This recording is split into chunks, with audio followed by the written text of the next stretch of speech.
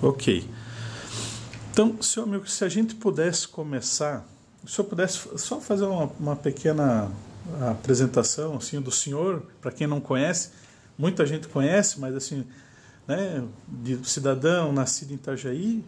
Eu me chamo Amilcar Gazzaniga, tenho 70 anos, nasci em Itajaí, aí na Rua Silva,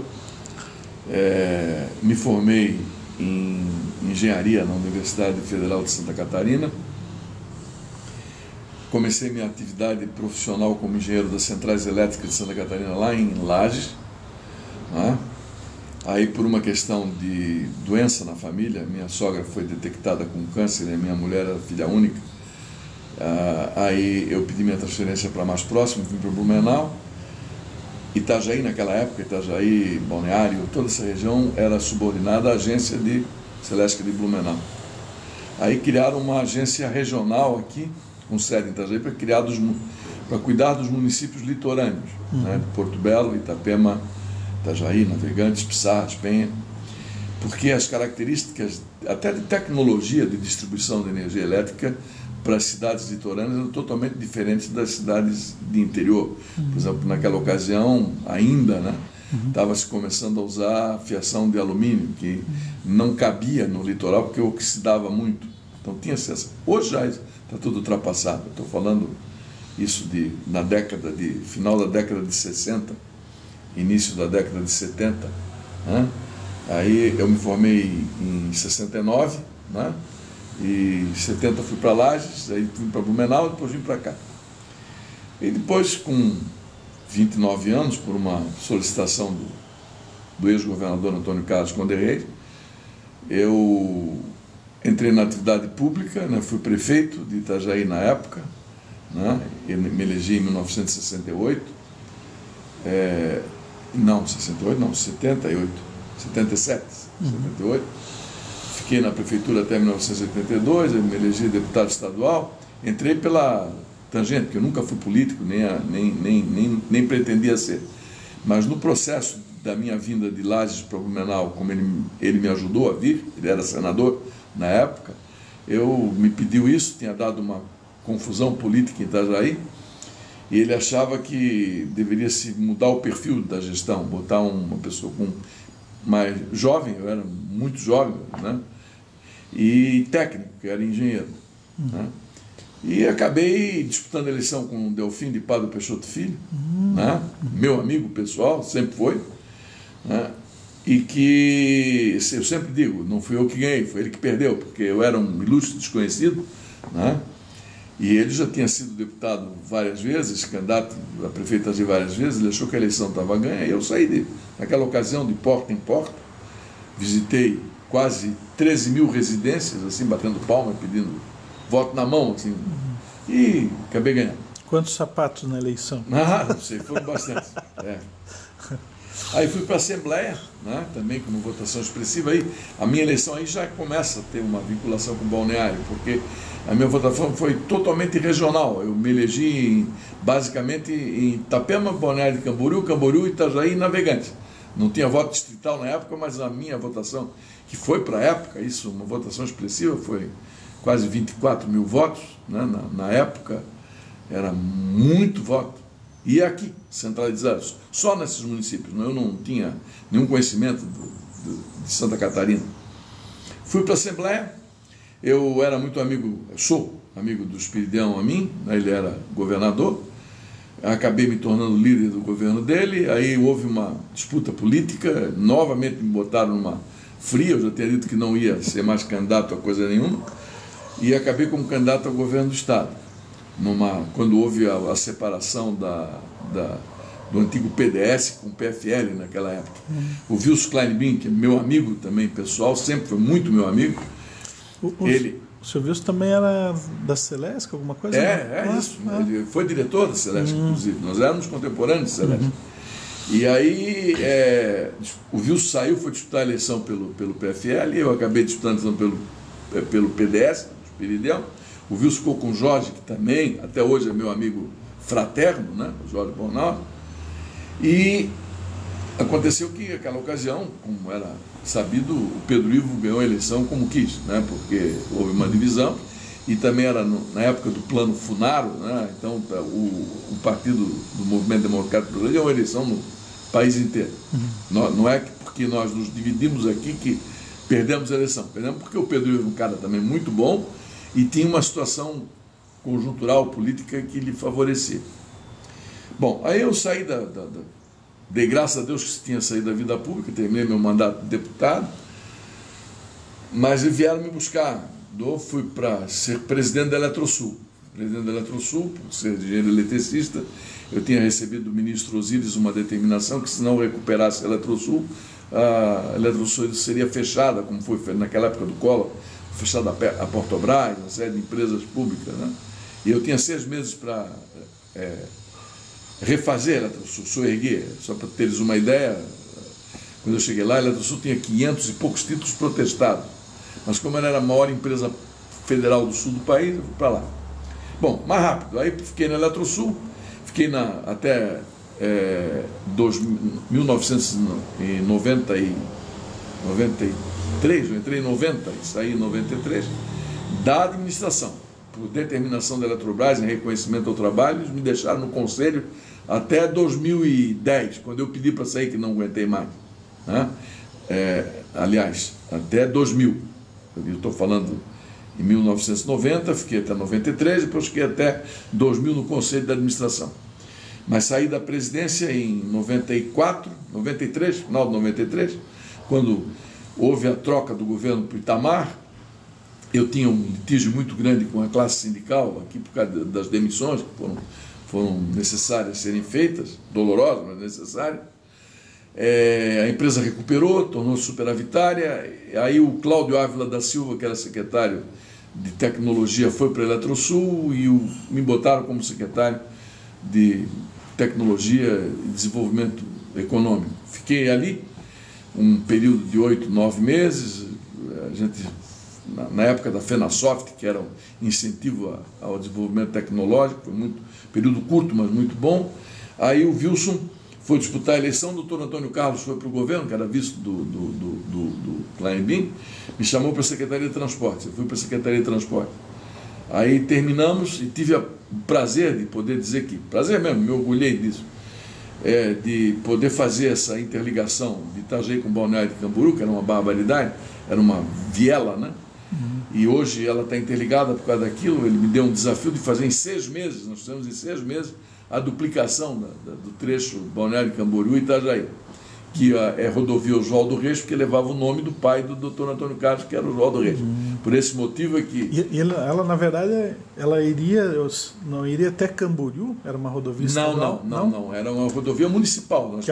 Que ela passava por Balneário, antigamente, né? Não, ali antigamente passava a estrada, né, que ia para Florianópolis, mas na época nós tivemos que estadualizar o trecho de Itajaí, estadualizar Balneário de Camboriú. O João Macanhã aqui em Itajaí tinha duplicado até a subida do morro cortado ali, e aí eu peguei dali e levamos até lá, até onde é hoje a duplicação. Mas o mais importante dessa rodovia, é bom que se registre, é o que está embaixo dela. São galerias enormes, imensas de água pluvial, porque aquilo ali enchia tudo, né? Foram feitos verdadeiros rios ali embaixo. E o prazo que foi feito foi em 6 meses, ninguém acreditava que no dia 31 de dezembro de 1994, ela foi entregue. Bom, saindo dali, né, de secretário, eles me levaram para presidir, me convidaram, me intimaram para presidir o Correio. Aí fui para Brasília, presidi o Correio, estava numa situação difícil. O ministro Argrives tinha saído da presidência do Correio, uma bronca lá no primeiro governo do Fernando Henrique Cardoso.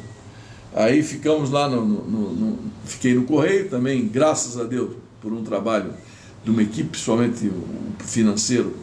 Nós tornamos o Correio superavitário. Fiquei no Correio até 1996, 97, se não me engano, uma coisa de 97. Aí digo, agora vou voltar para a engenharia. Aí cheguei aqui, o Jandir, que era muito amigo meu, disse, não, tem uma missão para ti que é para fazer com que houvesse a primeira PPP, isso não existia no Brasil, participação público-privada, que era fazer do Porto de Itajaí que não estava em fase, eu digo, o complexo portuário de Itajaí, que estava em fase de extinção, né? Chamar a iniciativa privada para dentro dele, isso deu, na época, uma verdadeira revolução, aí foi em 99, 2000, fizemos o TECONV aqui, autorizamos a construção a autorização para que fosse feito o Navegantes, o terminal de Navegantes, hoje o Porto Navegantes, né? E transformou-se aqui no segundo maior exportador de container daqui do Sul. Aí em 2002, eu digo, agora acabou. Aí toquei para a minha empresa privada, que é a WGC, onde fiquei até o ano passado. Aí nós resolvemos, já aos 70 anos, agora vamos terminar com consultoria, vamos começar a desfrutar um pouquinho, né? Mas me orgulho muito de algumas coisas, por exemplo, o Hospital Maternidade Marieta Conde Bonaldi, não falei a interligação de Itajaí com o Balneário de Camboriú, fiz, quando secretário também, as condições para a pavimentação da Avenida Brasil, lá em Balneário, também foi toda pavimentada, asfalto, com recurso do governo do Estado naquela época.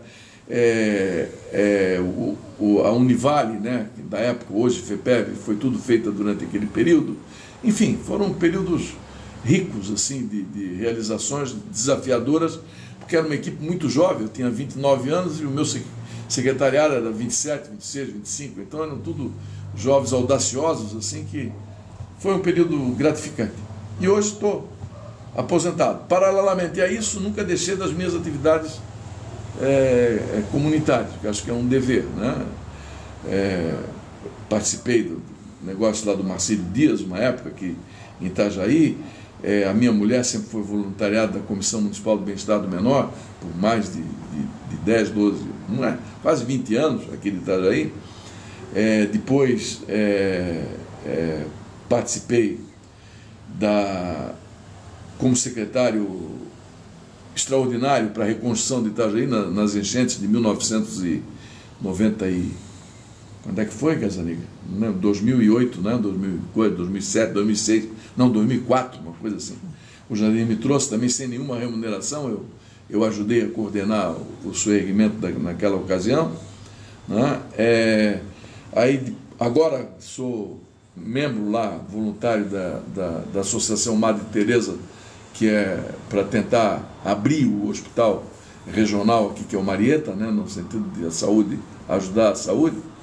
E lá nos primórdios, onde entra a tua conversa, voltando, atendendo a um impulso de família, entrei no movimento escoteiro muito jovem, na década de 50. Eu nasci em 47, eu com 10 anos, 52, 53 mais ou menos, eu já fazia parte do grupo de escoteiro Vasconcelos Drummond, aqui de Itajaí. Uhum. Mais ou menos isso em síntese, é uma vida de andarilho. Né? Não nessa questão do movimento escoteiro, assim, né? Vasconcelos Drummond, o grupo escoteiro, o senhor Sim. falou, né? O senhor falou em familiar, numa convocação, uma coisa familiar. O senhor podia passar um pouco para nós? Porque a família do meu pai, espero que da minha mãe também, mas do meu pai, era uma família muito longeva. Né? Todos viveram até 90 e poucos anos. Eu acho que eu não chego lá, mas eles foram todos nessa idade. Então eu tive a oportunidade de conviver muito com eles, né? E entre os irmãos do meu pai, eles eram uma família grande, família de 11 ou 12 irmãos, como a minha família da minha mãe eram 17 irmãos, uma coisa assim.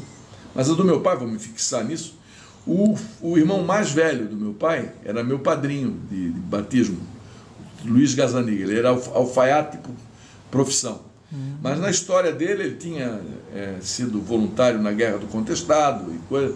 Ele tinha uma formação assim muito rígida, tanto é que naquela ocasião, e aí tem que também ser situado na história, ele era até integralista do Plínio Salgado, quer dizer, aquela disciplina, né, de nacionalismo disciplinar, né?